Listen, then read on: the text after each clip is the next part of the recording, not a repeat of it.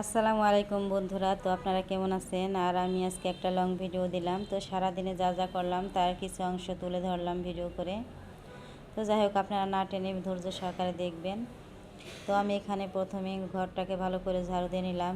এরপর আমি বিছানাটাকে ঝাড়ু দিয়ে বালিশ খাতা গুছিয়ে নেব। তারপর আমি রান্নার কাজে যাব। এখানে আমি আটা সিদ্ধ করে রুটি বানিয়ে নেব। তো যাই হোক, আর কাজকর্ম করে খাওয়া এটাই হচ্ছে মানুষের জীবন। তো কাজ করতে করতে আমাদের এখানকার একটা ঘটনা বলি।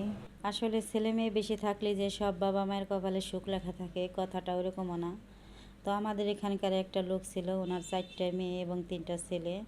তো ছেলে 3টা ছিল বাদাইম্যা, বাপ মারে দেখতো না। বড় বোন ছিল, তো বড় বোনের বিয়ে হয়েছে। উনিও স্বামীর সংসার না করে উনি বাপের সংসার থেকে বাইরে গেছিল বিদেশে।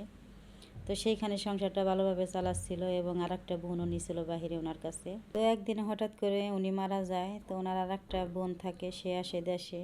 ওনারও স্বামী সন্তান ছিল। তো ওনার স্বামীতে ওনার নিষেধ করে আর বাহিরে যেতে দেয় না।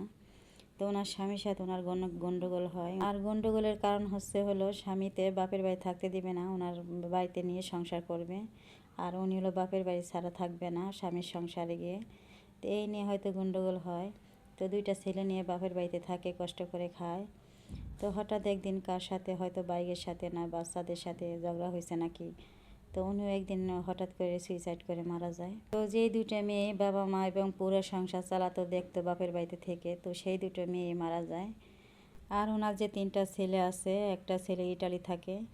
তো ইতালি থাকলে কি হয়েছে, ওনারকে ভালোভাবে কয়েকদিন একটু আদর যত্ন করছিল। তো করে নিয়ে তার মধ্যে স্বার্থ ছিল, ওনার সম্পত্তি যেটুকু ছিল সব লিখে নিয়ে গেছে আদর যত্ন করে। তো লেখা হয়ে গেছে আর বাপ মার দেখাও হয়ে গেছে। বাপ মার আর খাওয়া খরচ দেয় না। তো 3টা ছেলের মধ্যে একটা ছেলেও বাপ মার এখন দেখে না, আর দেখবে বা কী করে, একটা ছেলের এই লিখে দিছে সব। তো যাই হোক, এখন নিজের বাড়িতেই থাকে। আর নিজের বাড়িতে থাকেও মনে করেন যে অসহায়ত্ব বোধ করে। আর বাপ মার তো খাওয়া খরচ দেয়ই না, বরঞ্চ এখন আর 2টা মেয়ে আছে, ওই 2টা মেয়ে বাপ মারে দেখাশোনা করে যেটুকু পারে।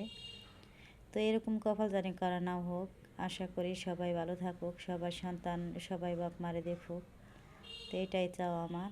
তো যাই হোক, আমি কথা বলতে বলতে অনেক কাজও করে ফেলছি।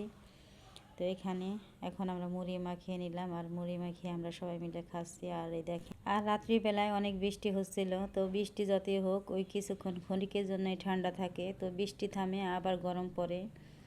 আবার অতিরিক্ত বৃষ্টিও ভালো লাগে না, সারাক্ষণ বৃষ্টি নামলে। আর আরেক দিকে তো কারেন্টে প্রচুর পরিমাণে জ্বালায়, ঠিক মতো কারেন্ট থাকে না। তবে এবার যারা পাট লাগাইছে আমার মনে হয় তাদের জন্য অনেক সুবিধা হয়েছে, কারণ পাট জাগ দিতে